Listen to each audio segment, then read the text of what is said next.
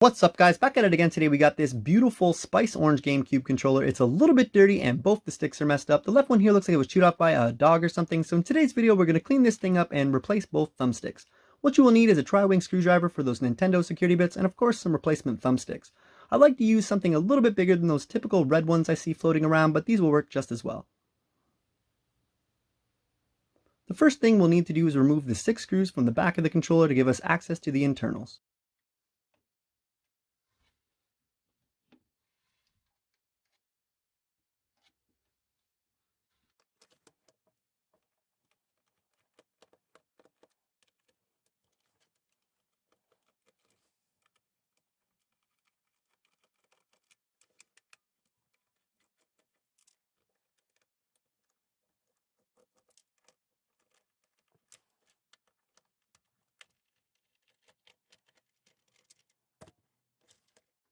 After we have those 6 screws removed, we can just remove the back plate and give us access to the board here. The L and R button are attached to the back plate here, so it's actually super easy to do this repair compared to, say, a PlayStation repair. To remove the board from the controller, what I like to do is grab the housing around the motor. The only thing holding us back at this point is the little screw port there at the top that the cord wraps around and a couple more at the bottom that the board sits on. But if we just wiggle it back and forth, it should come apart pretty easy.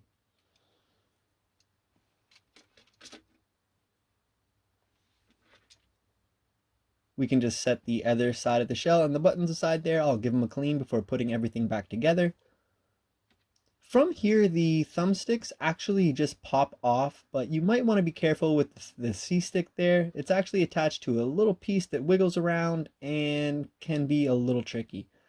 But with a little love and care, these things pop off super easy.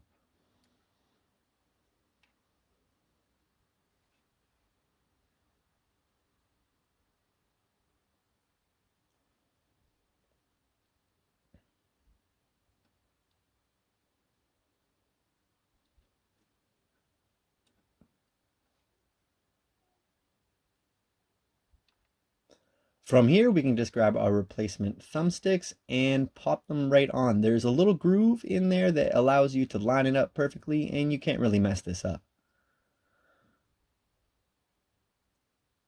These sticks I got on Amazon for, I think it was $7. I don't remember the actual seller, but you should be able to find them pretty easily. Same with all the tools used in this video. Everything's pretty cheap, and this is quite an affordable repair.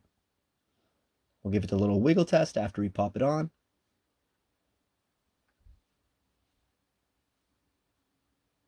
I found a lot of hair and other dirt on the board here, so I'm going to probably pop these back off after I show you how to put them on and give this board a clean, as well as all the buttons.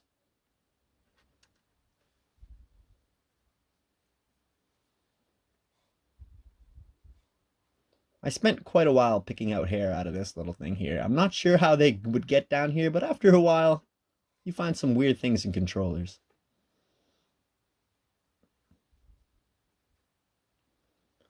From here, you can just go in reverse order and put your controller back together, but if you want to watch me clean everything up and put it back together, I would really appreciate it. I can honestly say this is one of the more disgusting controllers I've ever worked on. I'm not quite sure what the smudges are there on the handles, but after about a half hour of scrubbing with some alcohol wipes and warm water, I was able to get this thing pretty clean. I try not to use some of the harsher products I see people advertise out there, such as Mr. Clean's Magic Eraser and Goo Gone. Goo Gone I find really hard to get off, and Mr. Clean's Magic Eraser notoriously will discolor things and even change the texture some of the times. So after popping the buttons into the little slots there, you can't really mess this up. Each button has its own groove and a place to be. We'll get the pads on, which I also cleaned up, and everything feels super good to the touch compared to when I got this.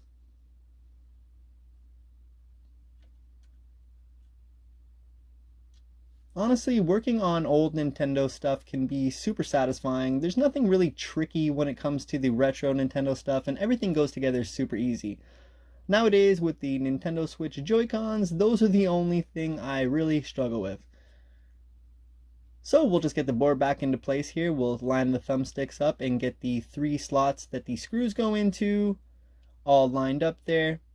The only thing that can be a little tricky is the cord here at the top. You want to make sure to wrap that little circle around it and not tug on anything, because we don't want any disconnections with the board and the wire.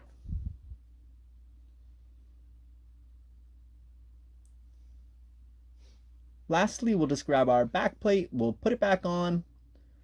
Love how those L and R buttons are attached to the back plate. It makes everything super simple, and then we'll get those 6 tri-wing screws back into place.